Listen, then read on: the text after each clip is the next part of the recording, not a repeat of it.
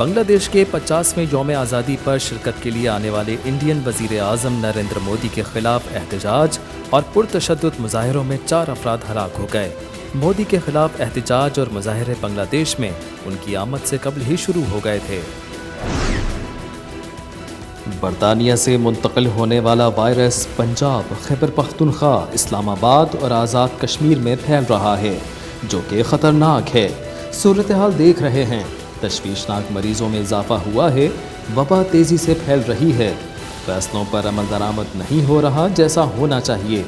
وفاقی حکومت نے مزید پابندیاں عائد کرنے کا عندیہ دے دیا۔ ملک میں کورونا کی تیسری لہر، 24 گھنٹوں میں 67 مریض وائرس سے انتقال کر گئے۔ پچھلے 9 ماہ میں ایک ہی دن میں مرنے والوں کی تعداد سب سے زیادہ رہی۔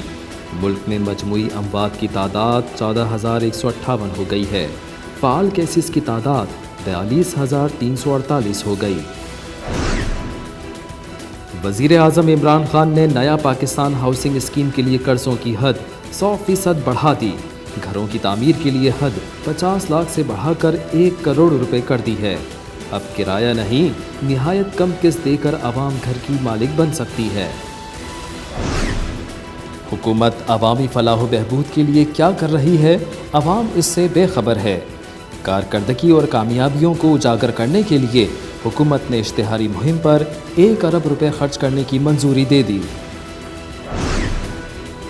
ملک میں ریپ کے بڑھتے ہوئے واقعات رپورٹ ہونے پر وفاقی حکومت نے اینٹی ریپ آرڈیننس پر عمل درآمد کے لیے 42 رکنی کمیٹی تشکیل دے دی۔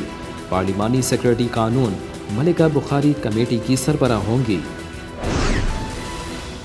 پنجاب حکومت نے چینی کی قیمت کنٹرول کرنے کے لیے Punjab sugar supply chain management ordinance جاری کر دیا۔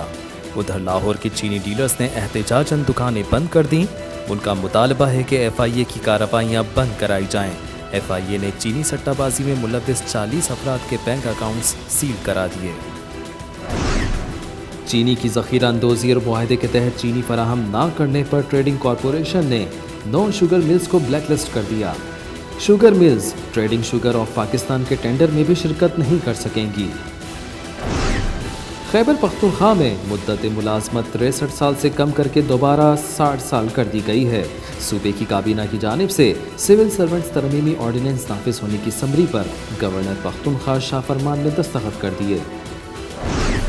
کراچی ڈیولپمنٹ اتھارٹی 2 سال سے مالی بحران کا شکار، کے ڈی اے کے ملازمین گزشتہ 3 ماہ سے تنخواہوں سے محروم۔ محکمہ بلدیات سندھ نے سندھ کابینہ سے 844 ملین روپے سے زائد قرض کی درخواست کر دی۔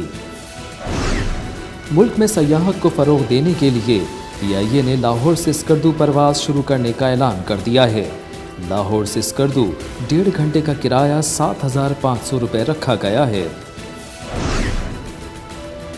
ورلڈ بینک اور پاکستان کے درمیان 1 ارب 36 کروڑ ڈالر کے منصوبوں کے لیے امداد کے معاہدوں پر دستخط۔ معاہدے میں 12 کروڑ 80 لاکھ کی گرانٹ بھی شامل ہے۔ وفاقی حکومت سمیت سندھ، بلوچستان اور خیبر پختونخوا کی حکومتوں کے نمائندوں نے آن لائن دستخط کیے۔ اور میانمار میں فوجی آمریت کے خلاف احتجاج، سیکیورٹی فورسز کی کارروائی، 16 افراد ہلاک۔